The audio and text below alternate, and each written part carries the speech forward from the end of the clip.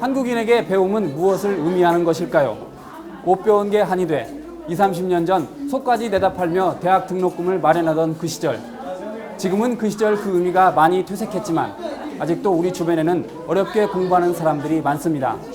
본격적인 졸업과 입학 시즌을 맞아 채널 30 현장은 어렵게 공부하고 있는 우리들의 이웃을 만나봤습니다.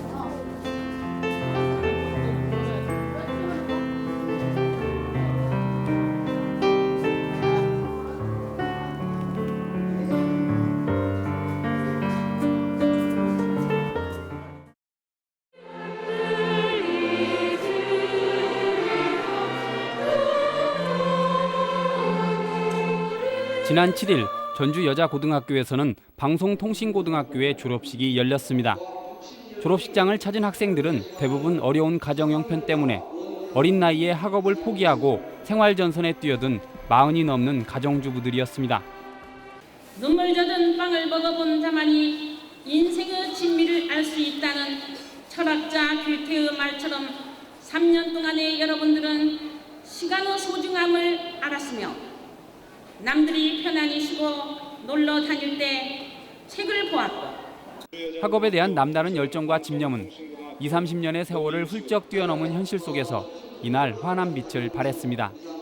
그리고 역경 속에 홀로 불태운 뜨거운 향학열의 열매는 졸업식 내내 감동의 눈물로 나타났습니다. 40여 년 만에 고등학교 졸업식장에 선 올해 62살의 정효균 할머니도 가난 때문에 포기해야 했던 고등학교 졸업장을 드디어 품에 안았습니다. 환갑이 넘는 나이지만 할머니는 지난 3년 동안 하루를 학교도 빠지지 않았습니다. 이제 막상 졸업을 한다고 하니까 내가 과연 3년 동안 얼마만큼 처음 이 학교를 들어올 때 각오와 떠날 때 지금 아쉬움은 뭐라고 형언할 수가 없어요. 정말 더 좀 열심히 했더라면 좋았을 걸. 내 실력을 좀 쌓고자 생각을 했었는데 온전히 이루지를 못한 것이 못내 아쉽고. 이날 졸업식장에서는 어려운 가정 형편 때문에 한동안 학업의 꿈을 접어야 했던 만학도들에게 뜨거운 박수가 쏟아졌습니다. 긴 세월 남몰래 간직해온 배움에 대한 간절한 소망이 이제 행복감으로 변하면서 주름진 얼굴 위로 잔잔한 미소가 피어올랐습니다. 아무래도 부인들은 입장이니까 여러 일들이 많이 있었어요. 근데 모든 걸 지켜주는 식구들이 있었기에 이걸 마친 것 같고요. 정말 기분 좋아요. 그동안 어려워서 공부에 좀 어려움이 많았습니까? 네, 그러죠. 만약에 시댁일에 그런 일이 있었다든지 그런 게 막 식구들 간에 그런 것도 많이 있었을 때 너무 어려워가지고 그런 것도 있었고요. 어릴 때 곤란했죠. 항상 살 때 꿈에도 도강하는 그런 꿈을 꾸었는데 친구 도움을 받아가지고 입학해서 또 졸업까지 하게 돼서 정말 기뻐요. 그동안 힘드신 일 있었다면요? 가족들이 많이 도와줘서 힘든 건 없고요. 낮에는 공무원, 밤에는 학생으로 지내며 대학 진학의 의지를 다져온 황희숙 씨도 가족들의 축복 속에 졸업장을 손에 안았습니다. 김제시 정보 담당관실에 근무하는 황희숙 씨의 업무는 8평 남짓한 작은 공간에서 김제시의 모든 팩스 서류를 관리하는 것입니다. 26년째 평범한 공무원으로 근무해오던 황 씨가 가정주부라는 어려움 속에서 방송통신고에 입학한 것은 초등학교 졸업이라는 못 배운 한 때문이었습니다. 5남매 중에 막내딸로 태어나다 보니까요. 아버님, 어머님이 연세도 있으시고 하다 보니까 생활이 굉장히 어려웠어요. 근데 하고 싶은 의욕은 있었지만은 가정 형편상 할 수가 없었거든요. 하얀 교복과 교과서 대신 공무원과 가정주부의 길을 선택해야 했던 황 씨. 모든 것이 갖춰졌어도 마음은 항시 비워진 상태였거든요. 허전함 같은 거 그런 게 있어가지고 그래서 시작하게 된 동기예요. 다른 동료들을 보면은요, 추종 학력이 제가 제일 낮은 것 같고 그러다 보니까는 언젠가는 해야겠다는 마음가짐이 있었죠. 그러나 황 씨는 지난 3년 동안 공무원과 가정주부 그리고 학생 신분을 오가며 뒤늦은 인생 도전에 나선 끝에 올해 우석대학교 아동복지학과에 합격되는 기쁨을 누렸습니다. 이번에 그 아동복지과에 간 이유도 저처럼 어렵게 아기를 놓고 그 직장인으로서 다닐 수 있는 여성들을 위해서 아동복지과 나와가지고 훗날 그 어린 애들을 같이 도와줄 수 있는 그런. 괄호하고 연결된 것 중에서 앞에 걸 먼저 미분을 하고 뒤에 건 써줘. 그리고 플러스로 연결을 한 다음에 다시 뒤에 것을 미분을 하고. 학사모를 써보는 게 소원이라던 황 씨의 집안에는 2년 전 고등학생이 3명으로 늘어났습니다. 황 씨가 고등학교 2학년에 오를 무렵 황 씨의 뒤를 이어 남편 임 씨도 방송통신고에 입학했고 큰딸인 정아 양이 여고생이 됐기 때문입니다. 처음에는 뭐 도와줄 생각이 없었어요. 왜냐하면 혼자 하다 말겠지 했거든요.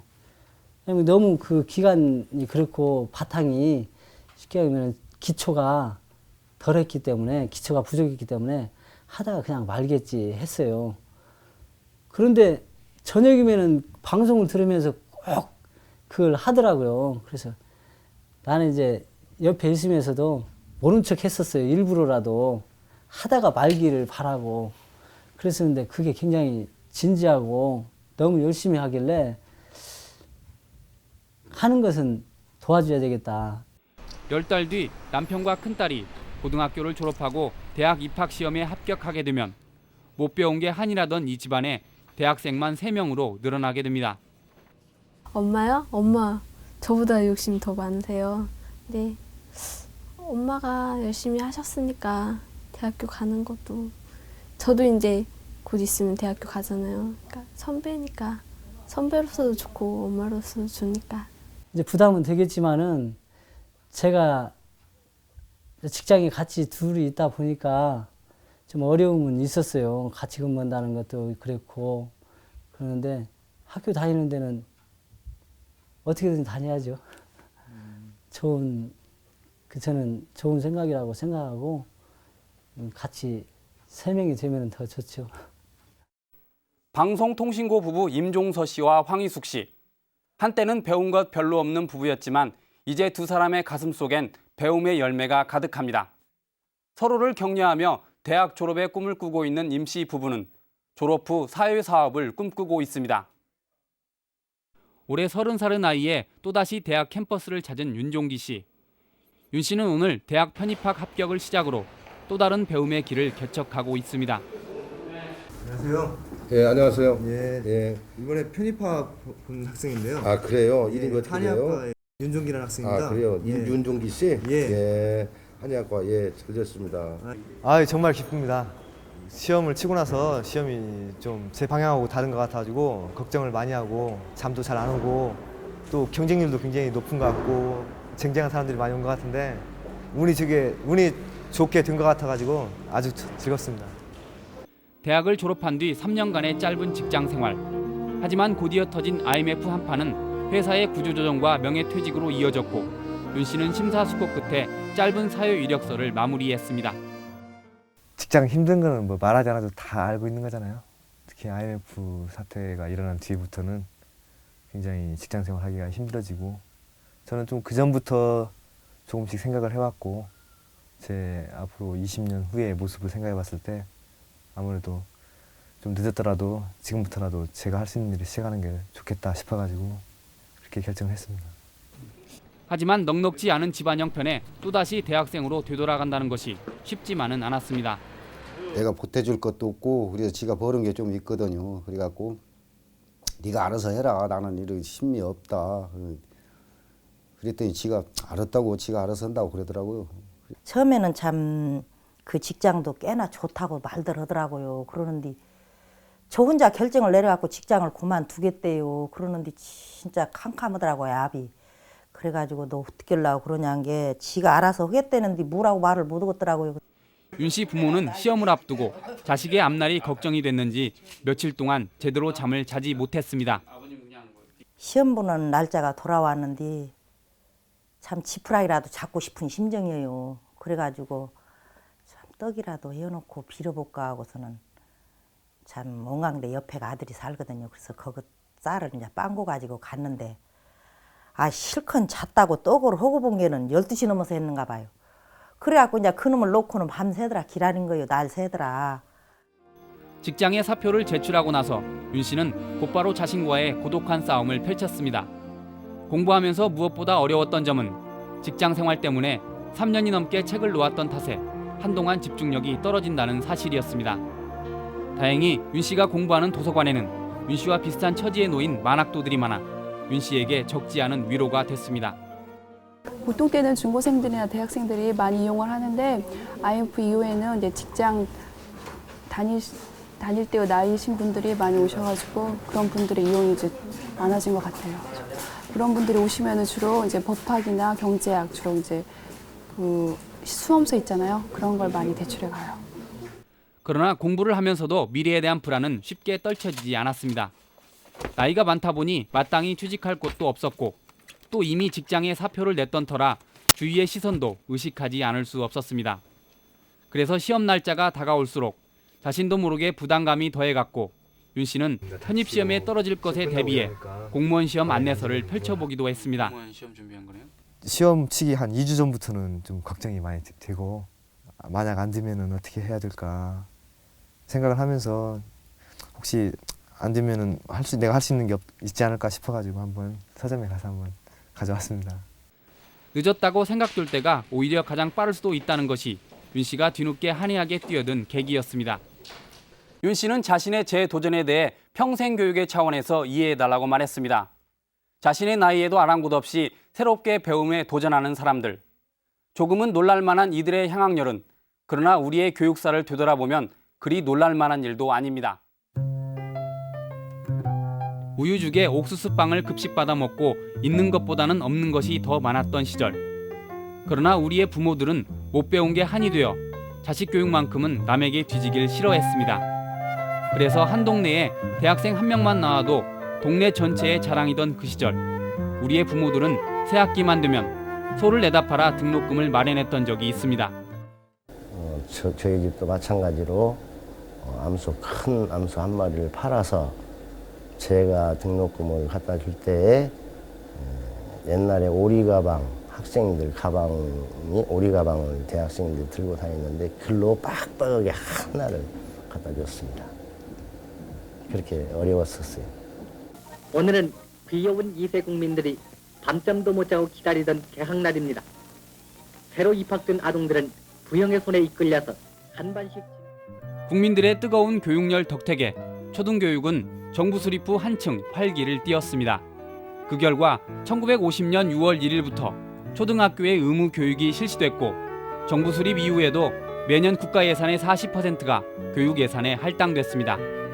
당시 나라 전체를 감싸고 있던 드높은 교육열이 아니었다면 감히 상상도 할 수 없는 일이었습니다. 그러나 의무 교육이 실시된 지 불과 20여일 만에 한국 전쟁이 발발했고 남녀노소 모두 생존에 대한 투쟁을 치러야 했습니다. 어린이들 역시 학교를 생각할 처지가 아니었습니다.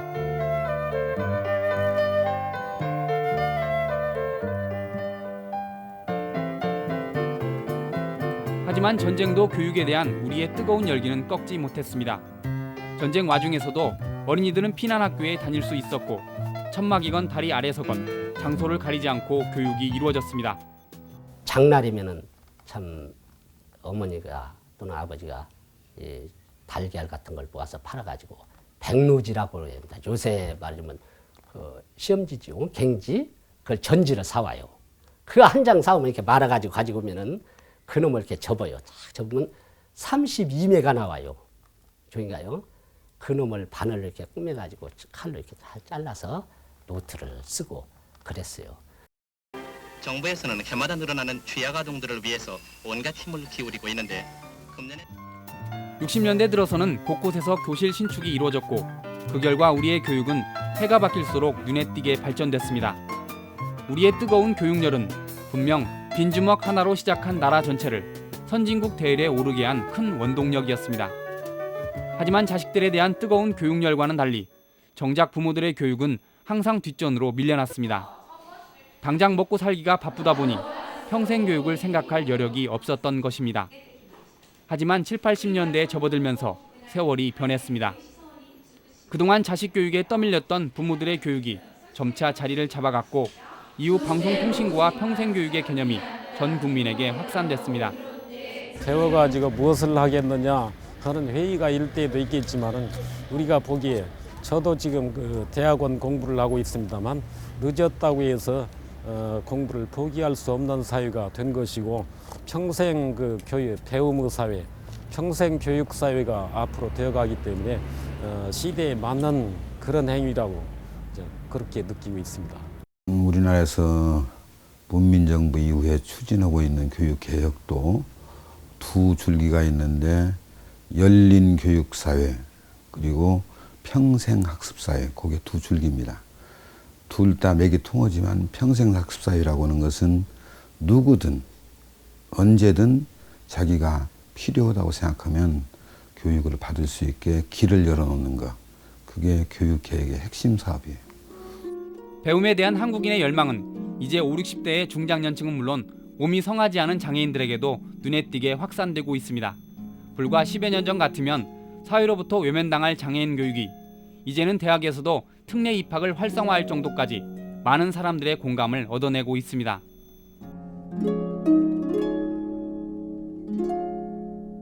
꿈을 노래하는 29살의 뇌성마비 시인. 사람들은 흔히 정민 씨를 이렇게 꿈을 꾸는 시인이라고 부릅니다. 어려서부터 문학에 눈을 뜬 그녀는 지난 88년 한 독지가의 도움을 얻어 사랑은 꽃이 되어라는 시집까지 출간했습니다. 그리고 지난 90년 전북 여성회관이 주최하는 여성 100일장에 시 입상을 한 뒤로 지금까지 문학동인 글벗 회원으로 활동하면서 매년 시집을 펴내고 있습니다. 정민 씨는 지난달 꿈에도 그리던 대학 입시에 합격했습니다. 그래서 오늘은 손수산 꽃바구니를 들고 대학 총장을 만났습니다. 고마워요. 네, 고마워요. 네, 고맙습니다. 학교 측도 정민 씨의 활달한 모습에 모든 배려를 아끼지 않겠다고 약속했습니다. 최정민 학생 같은 학생들을 존경하는 마음이 없으면요 일이 안 되죠. 사랑하는 것만으로는 일이 안 됩니다. 꼭 존경하는 마음이 있어야 되고 소중히 여기는 마음이 있어야 되고 그래야 일이 되죠. 언뜻 보기에는 매우 활달하고 진취적인 정민 씨. 하지만 그녀에게도 남모를 서름이 많았습니다. 지금 이렇게 생겼으니까 그러지 아주 옛날에 그냥 앉지도 못했을 때도 있었고 발도 못 뛰고 걷지도 못하고 정말로 친척들도 차라리 죽는 게 낫다라고 그런 사람들도 있었어요.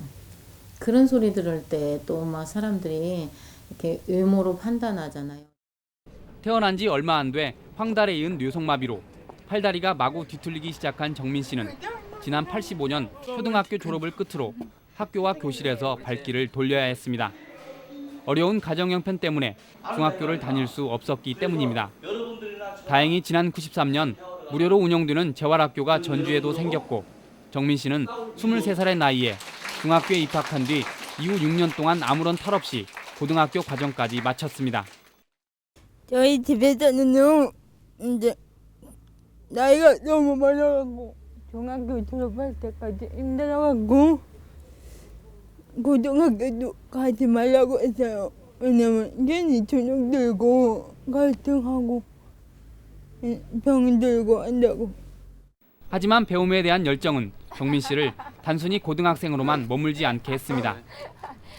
취업을 해갖고 돈을 벌려고 했었어요. 그래갖고 용돈도 드리고 경제적으로 독립도 하고 그랬는데 담임 선생님이 너는 취업은 절대 안 된다.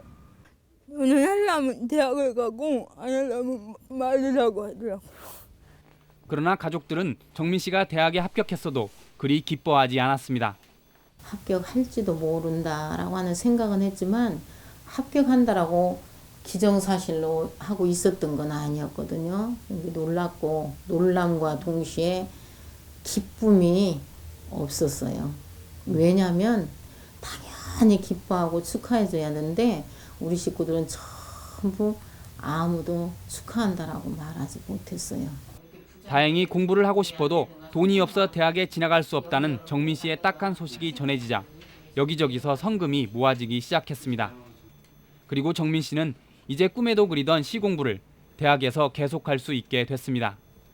이렇게 오래 쓰다 보면 이제 제목이라든가 뭐 이렇게 구성 단계에서 이렇게 낱말들이 잘 안 떠오를 때가 한계가 와요.